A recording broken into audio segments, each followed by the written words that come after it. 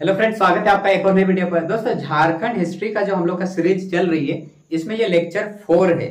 हम लोग आज पढ़ने वाले हैं प्राचीन इतिहास का एक बहुत ही महत्वपूर्ण टॉपिक, धार्मिक आंदोलन के बारे में। इससे पहले हम लोग भारत के इतिहास में भी पढ़े थे, जिस प्रकार से हम भारत को लेके आए, प्राग ऐतिहासिक काल, फिर आग ऐतिहासिक, फिर जो है ऐतिहासिक। ऐतिहासिक काल में ही है प्राचीन भारत का इतिहास, और प्राचीन इतिहास में ही हम लोग पढ़े थे बौद्ध धर्म और जैन धर्म के बारे में, धार्मिक आंदोलन पढ़े हुए थे। सेम झारखंड में भी हम लोग पढ़ने वाले। झारखंड का प्राचीन इतिहास में एक महत्वपूर्ण हो जाता है जैन धर्म और बौद्ध धर्म, धार्मिक आंदोलन हम लोग पढ़ने वाले। देखिए, भारत का इतिहास वाला में हमको बौद्ध धर्म और जैन धर्म वहां हमको डीपली पढ़ना है, लेकिन झारखंड का इतिहास में हमको डीपली नहीं पढ़ना है। झारखंड का इतिहास में हमको जो है झारखंड का प्रभाव देखेंगे, झारखंड पर बौद्ध धर्म और जैन धर्म का क्या प्रभाव पड़ा, और यहाँ जो है किस प्रकार से इसका जो है बौद्ध धर्म और जैन धर्म का जो प्रचलन था उस टाइम वो किस प्रकार से था, वो हम लोग इसमें डिस्कस करेंगे। लेकिन हम जो इस वीडियो में है एक बार फिर रिकॉल करवा देते हैं कि बौद्ध धर्म एक्चुअल में क्या था, जैन धर्म क्या था, इसके संस्थापक कौन थे, और इनसे रिलेटेड जो है कुछ महत्वपूर्ण बातें जो है हम लोग पढ़ लेते हैं। तो सबसे पहले हम लोग पढ़ते हैं जो हम लोग का धार्मिक आंदोलन। अगर भारत का इतिहास की बात करें तो वहां हम लोग पढ़े थे बौद्ध धर्म, जैन धर्म, और उसी में ही हम लोग पढ़े थे जो जैन धर्म का जो वास्तविक संस्थापक था। जैन धर्म का वास्तविक संस्थापक हुए महावीर। ये 24वें तीर्थंकर थे। जैन धर्म के 24वें तीर्थंकर महावीर थे, और वे ही जैन धर्म का वास्तविक संस्थापक थे। याद रखिएगा, जैन धर्म का महावीर का मतलब बचपन का नाम जो है वर्धमान था महावीर का। इनके पिता याद रखिएगा सिद्धार्थ हुए, उनकी जो मम्मी हुई माता त्रिशला, पत्नी हुई यशोदा, और उनकी एक पुत्री थी प्रियदर्शना या अनोजा, आपको मिलेगा। तो ये बात जो है इंपॉर्टेंट फैक्ट याद रखिएगा। और जन्म के बारे में हम बात करें तो महावीर का जन्म हुआ 540 बीसी में कुंडग्राम में हुआ। ये निकट वैशाली के निकट बिहार में देखिएगा इनका जन्म। गृह त्याग 30 वर्ष की आयु में किए। अपने बड़े भाई नंदीवर्धन से आज्ञा लेकर जो है वे गृह त्याग दिए। ज्ञान की प्राप्ति हम लोग पढ़े 12 वर्ष की तपस्या के उपरांत उनको मिली। देखिए, 30 वर्ष की आयु में तो वो घर छोड़ दिए, तो 12 वर्ष बाद मतलब 42 वर्ष की अवस्था में जो है उनको ज्ञान की प्राप्ति हुई। और ज्ञान की प्राप्ति कहाँ हुई तो याद रखिएगा, जाम्बिया ग्राम रिजुपालिका नदी के तट पर साल वृक्ष के नीचे जो है ज्ञान की प्राप्ति हुई है उनको। और मृत्यु में इंपॉर्टेंट याद रखिएगा, ये 468 बीसी में मृत्यु हुई है उनकी। 72 वर्ष की अवस्था में पावापुरी में हुई है। तो जैन धर्म का जो वास्तविक संस्थापक हुए महावीर, उसके बारे में आज के इस वीडियो में बस इतना जान लीजिए। हालांकि हमको डीपली उसमें पढ़ना है, भारतीय इतिहास में पढ़ना है। और एक बार हम पढ़ते हैं बौद्ध धर्म के बारे में। तो बौद्ध धर्म के जो वास्तविक संस्थापक हुए बौद्ध धर्म के, तो वो हुए महात्मा बुद्ध।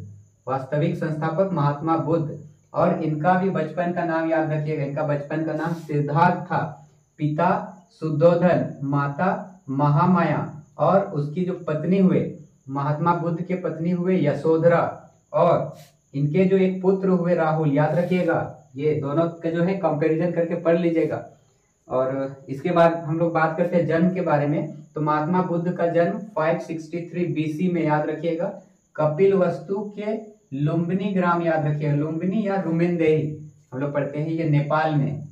और गृह त्याग ये किए थे 30 वर्ष की आयु में, ये गृह त्याग किए 29 वर्ष की आयु में, 29 वर्ष की आयु में।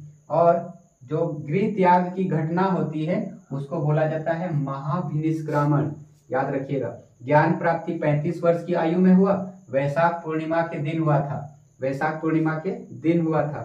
और ज्ञान की प्राप्ति जो है बिहार में निरंजना या फल्गु नदी, याद रखिएगा, आपको याद है फल्गु नदी कहाँ पर है, तो निरंजना नदी तट पर पीपल वृक्ष के नीचे हुआ है। और पीपल वृक्ष या बोधि वृक्ष हम लोग बोलते हैं उसको। मृत्यु में हम लोग 483, महात्मा बुद्ध की मृत्यु 483 में 80 वर्ष की अवस्था में हुआ था, और वे कुशीनगर यूपी में, तो कुशीनगर में जो है मृत्यु। तो एक बार कंपैरिजन करके आप देख लीजिएगा, जो जैन धर्म है, जैन धर्म का जो वास्तविक संस्थापक हुए महावीर, और बौद्ध धर्म का वास्तविक संस्थापक हुए महात्मा बुद्ध। जैन धर्म के 24वें तीर्थंकर थे ये महावीर। तो अब हम लोग बात करते हैं जो धार्मिक आंदोलन में झारखंड का प्रभाव जो हम बात करेंगे, इसमें जैन धर्म के बारे में सबसे पहले पढ़ते हैं।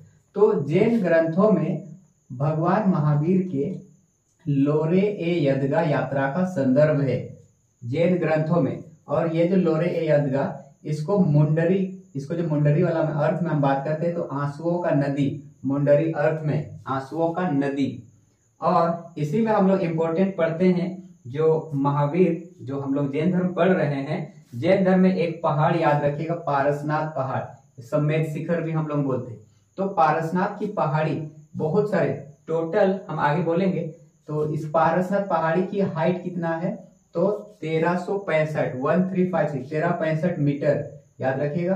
फीट में बोला जाए तो 4478 फीट है उस पहाड़ का हाइट है। और याद रखिएगा ये जो पारसनाथ पहाड़ है ये गिरिडीह जिला में मिल जाएगा।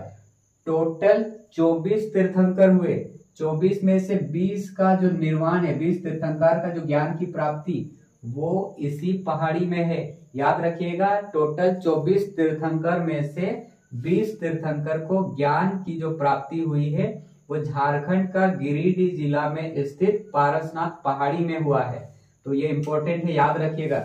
और 23वें तीर्थंकर जो है पार्श्वनाथ थे, इन्हीं के नाम पर जो है इस पहाड़ का नाम पारसनाथ पहाड़ रखा गया।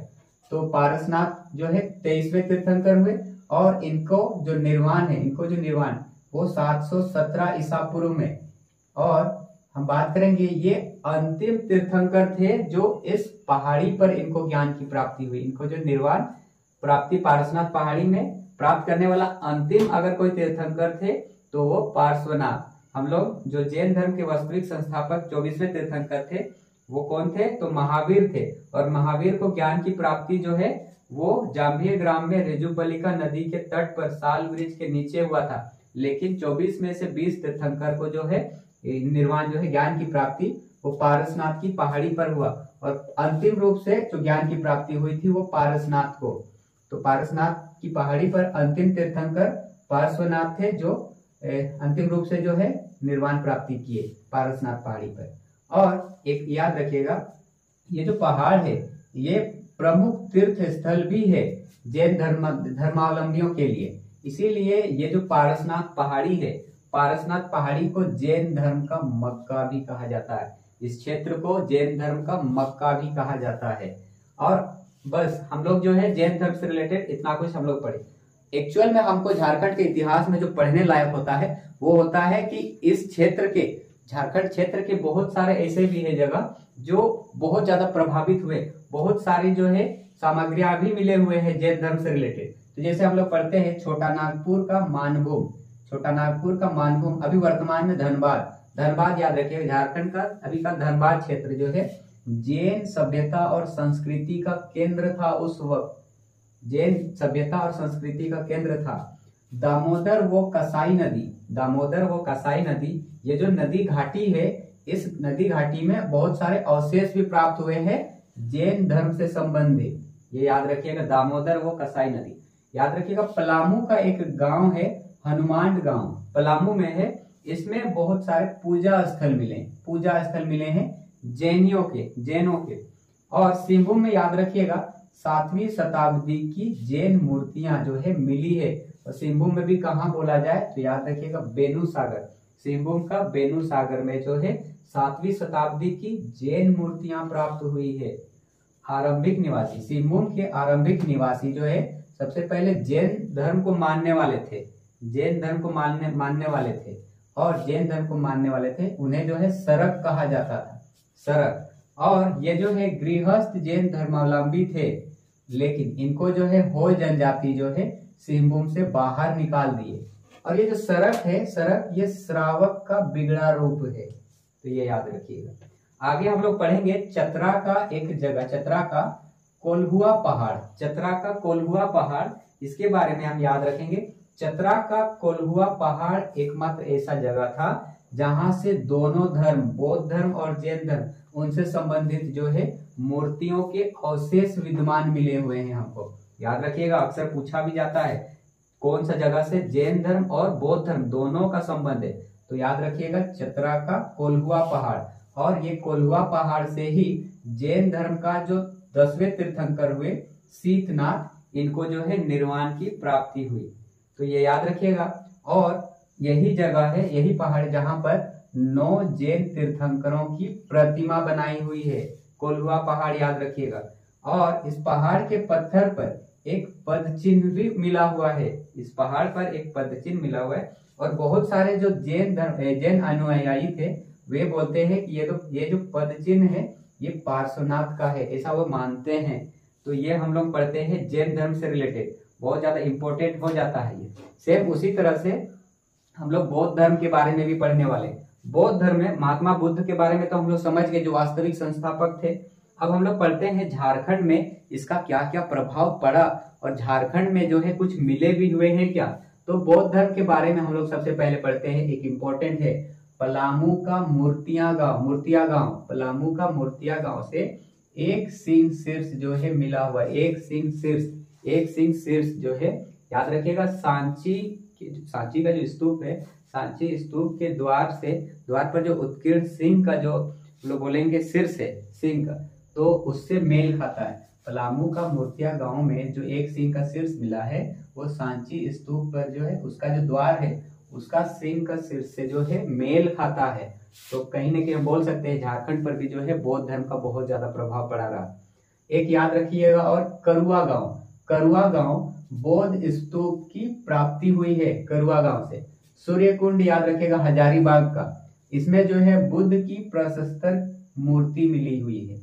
बेलवादाग खूंटी का बेलवादाग जो है बौद्ध विहार के अवशेष प्राप्त हुए हैं यहाँ से। गुमला का कटुंगा गांव, इसमें बुद्ध की एक प्रतिमा मिली हुई है।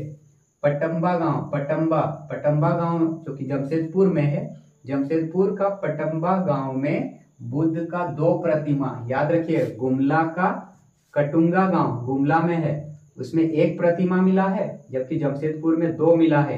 पटम्बा गांव याद रखिएगा।